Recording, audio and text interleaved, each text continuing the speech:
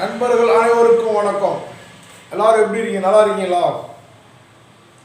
நான் நல்லா இருக்கிறேன். நீங்களும் எல்லாரும் நல்லா இருக்கணும். வாழ்க்கையில் மேலும் முன்னேறணும் அப்படின்னு சொல்லிட்டு ஆண்டவனை வேண்டிக்குவோம். இன்றைக்கி என்ன சப்ஜெக்ட் அப்படின்னு பார்த்தீங்கன்னாக்கா, கம்ப்ரஸரு கெப்பாசிட்டர். கம்ப்ரஸருக்கு கெப்பாசிட்டர் தேவையா தேவையில்லையா, அதுதான் சப்ஜெக்டு. அதுக்கு முன்னாடி நம்ம சேனல் இப்போ தான் நீங்கள் ஃபஸ்ட் டைமாக பார்க்குறவங்களா இருந்தீங்கன்னாக்கா நம்ம சேனலை சப்ஸ்கிரைப் பண்ணுங்கள். பிடிச்சிருந்ததுனாக்கா லைக் பண்ணுங்கள், மற்ற நண்பர்களுக்கு ஷேர் பண்ணுங்கள். ஓகேவா? அதேமாரி நம்ம வீடியோவை வேலை நேரத்தில் பார்க்காதீங்க. அமைதியான நேரத்தில் வேலையெல்லாம் முடிஞ்சதுக்கப்புறம் பொறுமையாக பாருங்கள். அப்போ தான் நம்ம என்ன சொல்கிறோங்கிறது உங்களுக்கு புரியும். ஓகேவா? அதுக்கு முன்னாடி ஒரு சின்ன விளக்கம். நான் செஞ்சியில் முதல்ல கடை ஓப்பன் பண்ணும்போது ஒரு நண்பர் எனக்கு அறிமுகமானார். அந்த நண்பர் ரீவைண்டிங் கடை வச்சுருந்தார். அவர் எலக்ட்ரீஷியன் கூட, ப்ளம்பிங் வேலையும் பார்ப்பார். அப்போ முதல்ல அவரோட கஸ்டமர் வீட்டில் ஒரு ஃப்ரிட்ஜு ஃபால்ட்டுன்னு சொல்லிவிட்டு அந்த ஒர்க்கை எங்கிட்ட முதல்ல கொடுத்தாரு. நான் கடை ஓப்பன் பண்ணி ஃபஸ்ட்டு கம்ப்ளைண்ட் அட்டன் பண்ணுறது இவர் கொண்டு வந்த அந்த கஸ்டமர் தான். அதுக்கப்புறம் அவர் என்னை சந்திக்க, நான் அவரை சந்திக்க ஒரு நெருங்கிய நண்பர்களாக மாறணும். ஒரு கட்டத்தில் பார்த்தீங்கன்னாக்கா அவருக்கு வருமானம் சுத்தமாக இல்லைன்னு சொல்லலாம். ஃபேனு மிக்சி வேலைகள் எதுவும் வரல. அதேமாரி எலக்ட்ரிஷியன் ஒர்க்கும் எதுவும் வரல. ஒரு கஷ்டமான ஒரு சூழ்நிலைக்கு அவர் தள்ளப்பட்டார். அந்த டைமில் நான் அவருக்கு ஒரு ஆலோசனை சொன்னேன். நீங்கள் இந்த ஒரு தொழிலை மட்டும் நம்பி இருக்காதீங்க. நீங்கள் நான் வேலைக்கு போகும்போது என் கூட வாங்க, என்னோடய தொழிலை நான் கற்றுக் கொடுக்குறேன். அதுவும் உங்களுக்கு ஒரு உதவியாக இருக்கும். இந்த வேலை இல்லாத போது அந்த வேலை வந்ததுன்னா உங்களுக்கு யூஸாக இருக்கும். நிறையா வேலை நீங்களே எனக்கு பிடிச்சி கொடுக்குறீங்க. அப்படி இருக்கும்போது உங்களுக்கு அது யூஸாக இருக்கும் அப்படின்னு அவருக்கு ஒரு யோசனை சொல்லியிருந்தேன். அவர் அதை அன்றைக்கி அவரோட சூழ்நிலை அதை கேட்க வேண்டிய சூழ்நிலையில் இருந்தார். அதுக்கப்புறம் என் கூடயே நான் எங்கெல்லாம் போகணுன்னா அங்கெல்லாம் கூட்டிகிட்டு போவேன். நான் வேலை செய்கிறதெல்லாம் அவர் பார்ப்பார். ரொம்ப ஆர்வம் இருந்தது அவருக்கு. அதேமாரி அவர் ஒரு எலக்ட்ரீஷியன் அப்படிங்கிறதுனால அவருக்கு இன்னமும் இந்த வேலையில் அவருக்கு ஆர்வம் இருந்தது. நம்ம ஃப்ரிட்ஜு தொழிலை நல்லா கற்றுக்கணும் அப்படின்னு சொல்லிட்டு ரொம்ப ரொம்ப ஆர்வமாக என் கூட போக இருந்தார். வேலையை இப்போ உங்களுக்கு எப்படி நான் ஒளிவு மறைவு இல்லாமல் சொல்கிறேனோ அதேமாரி தான். ரெண்டாவது நண்பர் ஆச்சா, இன்னும் அவருக்கு எவ்வளோ தெளிவாக கொடுக்கணுமோ அவ்வளோ தெளிவாக அவருக்கு கொடுத்தேன். ஒரு காலகட்டத்தில் அவருக்கு வருமானம் பார்த்தீங்கன்னாக்கா 10 அவருக்கு. அப்போ அவர் என்ன யோசிச்சார்னா, நம்ம இங்கேருந்து சென்னைக்கு போயிடலாம் அப்படின்னு சொல்லிட்டு ஒரு முடிவுக்கு பண்ணார். அதுக்கப்புறம் அவர் சென்னையில் போயிட்டு அங்கே ஃபார்ம் ஆகிட்டார். இன்றைக்கி ஆண்டவனோட அருளால் இன்றைக்கி ஒரு 10-15 பேரை வச்சு இன்றைக்கி அந்த சென்னையில் இந்த அப்பார்ட்மெண்ட்டெல்லாம் பிடிச்சி வச்சுருக்கிறாரு. அங்கே பார்த்தீங்கன்னாக்கா ப்ளம்பிங் ஒர்க் எடுத்து பண்ணுறாங்க, எலக்ட்ரிஷியன் ஒர்க் எடுத்து பண்ணுறாங்க, அடுத்தது நம்மளோட ஃப்ரிட்ஜு ஒர்க்கை ஃபுல்லாகவே பண்ணுறாங்க. ஓகேவா? இப்போ ஆளுங்களை வச்சு நிறையா மெயின்டைன் பண்ணிவிட்டு நல்லா இருக்கிறாரு. நேற்று அவர் பிள்ளைங்கள்லாம் இந்த ஊரில் தான் இருக்கிறாங்க, செஞ்சியில்.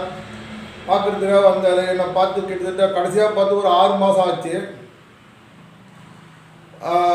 பார்த்துட்டு தான் போகணும் அப்படிங்கிற மாதிரி எனக்காக வெயிட் பண்ணி நேற்று நான் ஒரு சர்வீஸ் கால் அட்டன் பண்ண போயிட்டேன். வரத்துக்கு 1 ஹவர் ஆச்சு. 1 ஹவர் வெயிட் பண்ணி பார்த்துட்டு தான் போவோம். அடம் முடிச்சு வெயிட் பண்ணி என்னை பார்த்தாரு. அவரை பார்த்து பேசினதுக்கப்புறம் மதியம் லஞ்சு அவர் கூட ஹோட்டலில் போயிட்டு 2 பேரும் சாப்பிட்டோம். அதுக்கப்புறம் அவர் மகிழ்ச்சியாக சந்தோஷமாக போனார். எனக்கும் அன்றைக்கி ஃபுல்லாக மகிழ்ச்சியாக இருந்தது. இது நான் எதுக்கு உங்களுக்கு சொல்கிறேன் அப்படின்னு சொன்னாங்க, இன்றைக்கி ஒரு தொழிலை நம்பி இன்றைக்கி காலகட்டங்கள் நகர்த்த முடியாது அப்படிங்கிறதுனால 1க்கு 2 தெரிஞ்சு வச்சுக்கிறது நல்லது. அதில் நம்மளோட இந்த தொழிலையும் சேர்த்து பாருங்கள். நல்லா கற்றுக்குங்க. வாழ்க்கையில் முன்னேறதுக்கு ஒரு என்ன சொல்லுவாங்க, முதல் படியாக இருக்கட்டுமே, அதுதான் என்னுடைய ஆசை. அவரோட நான் கலந்து பேசினேன். அந்த வீடியோவும் இது கூட வரும், அட்டாச் பண்ணுறேன். அதையும் கொஞ்சம் பாருங்கள்.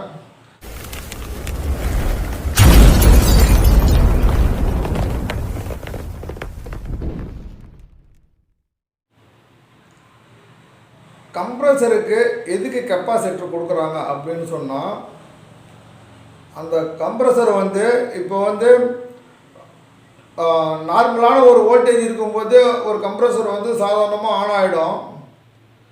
அதை தாண்டி அடுத்த ஒரு ஸ்டேஜ் வரும்போது அந்த கம்ப்ரஸர் கெப்பாசிட்டர் இல்லை அப்படின்னு சொன்னாக்கா அந்த ஆன் ஆகிறதுக்கு அந்த கம்ப்ரஸர் திணறும். எப்படி ஒரு மனுஷன் தடுமாறி கீழே விழுந்துட்டாக்கா நம்ம ஒரு கை கொடுத்து அவரை தூக்கி விட்டாக்கா அவருக்கு எவ்வளோ ஒரு உதவியாக இருக்குமோ, அப்படி ஒரு உதவி தான் இந்த கெப்பாசிட்டரு அந்த கம்ப்ரஸருக்கு செய்யுது. அப்போ கெப்பாசிட்டர் இருக்கிற ஒரு கம்ப்ரஸரை நம்ம கெப்பாசிட்டரை ரிமூவ் பண்ணிவிட்டு அதை நம்ம ரிலேயில் ஓட விட்டோம் அப்படின்னு சொன்னால் அது என்றைக்காக இருந்தாலும் ஒரு நேரம் அது பிரச்சனையில் தான் வரும். அதாவது வோல்டேஜ் கரெக்டாக இருக்கும்போது எந்த ப்ராப்ளம் வராது, கம்ப்ரஸர் ஸ்டார்ட் ஆகிடும்.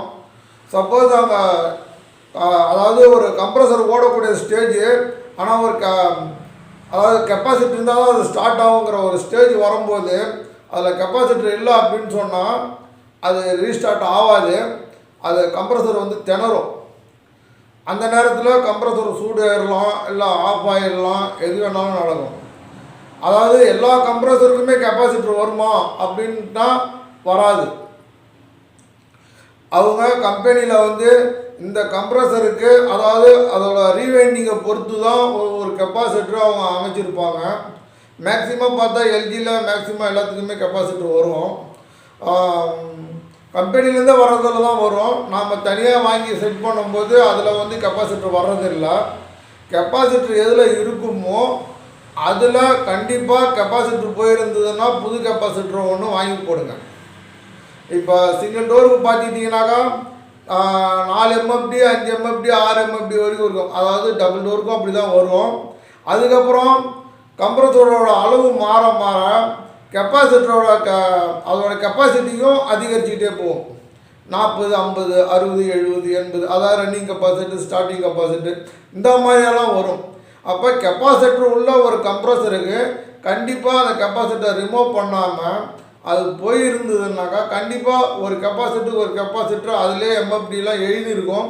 அதை பார்த்து ஒன்று வாங்கி அந்த கம்ப்ரஸரில் நீங்கள் பண்ணிட்டீங்க அப்படின்னு சொன்னால் அந்த கம்ப்ரஸரு நமக்கு தொலை கொடுக்காது. ஒரு நேரம் பார்த்தீங்கன்னாக்கா கெப்பாசிட்டர் இருக்கும், ரிலே, ஓஎல்பி எல்லாமே இருக்கும். போட்டு நீங்கள் கம்ப்ரஸரை ஸ்டார்ட் பண்ணீங்க, அது கம்ப்ரஸரை ஆன் ஆகாது. அது காரணம் என்னன்னு பார்த்தீங்கன்னாக்கா கெப்பாசிட்டர் யாருமே அதிகமாக யோசிக்க மாட்டீங்க. அதுக்குள்ளே ஒரு கெப்பாசிட்டர் சைடில் இருக்கும். அந்த கெப்பாசிட்டர் ஷார்ட் ஆகிருந்ததுனாக்கா கண்டிப்பாக கம்ப்ரஸர் ஆன் ஆகாது. அது மாதிரி கம்ப்ரஸர் ஆன் ஆகாத பட்சத்தில் நீங்கள் என்ன பண்ணணுன்னாக்கா அந்த கெப்பாசிட்டரோட 2 லைனை எடுத்து வெளியில் போட்டுட்டு அந்த ரிலேவை எடுத்துகிட்டு கம்ப்ரஸர் டைரெக்டாக நம்ம பெல் சுவிட்ச் வச்சு நீங்கள் கெப்பாசிட்டர் இல்லாமல் கம்ப்ரஸரை ரன் பண்ணுங்கள். கம்ப்ரஸர் ரன் ஆகிடுச்சு நல்லா இருக்குது அப்படின்னு சொன்னாக்கா அந்த கெப்பாசிட்டருக்கு பதிலாக இன்னொரு கெப்பாசிட்டரை போட்டு அதை எப்படி இருந்தோ அது மாதிரியே ரெடி பண்ணிவிடுங்க. அப்போ கெப்பாசிட்டரில் பிரச்சனை இருந்தாலும் அது கம்ப்ரஸருக்கு கண்டிப்பாக அது ஒரு பெரிய தாக்கத்தை கொடுக்கும். அந்த ஒரு தப்பு செய்யாமல் சரி பண்ணிக்கிறது நல்லது. கெப்பாசிட்டரை வச்சு கம்ப்ரஸரை எப்படி ஸ்டார்ட் பண்ணணும், ரன் பண்ணணும் அப்படின்னு சொல்லிட்டு நம்ம சேனலில் வீடியோ இருக்குதுன்னு நினைக்கிறேன்.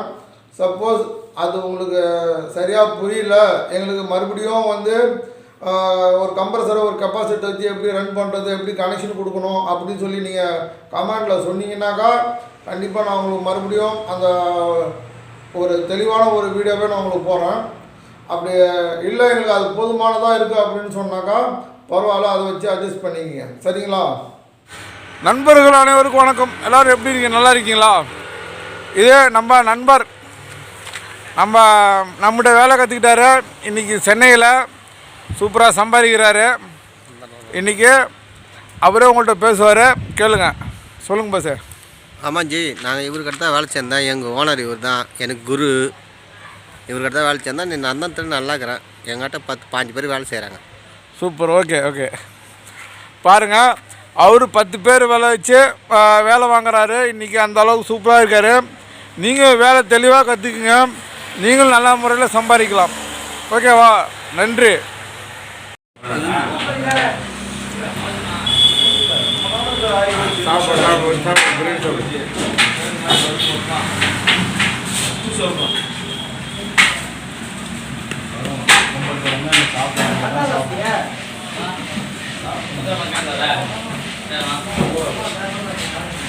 சார், இது வரைக்கும் அமைதி காத்து நம்ம வீடியோவை முழுசாக பார்த்த அனைத்து நண்பர்களுக்கும், அதே சமயம் நம்ம வீடியோவை பார்த்துட்டு கமெண்ட் பண்ணிகிட்டு இருக்கிற சக நண்பர்களுக்கும் என்னோட மனமார்ந்த நன்றி நான் சொல்லிக்கிறேன். மீண்டும் அடுத்த தகவலோடு நம்மளை சந்திக்கிறேன். நன்றி, வணக்கம்.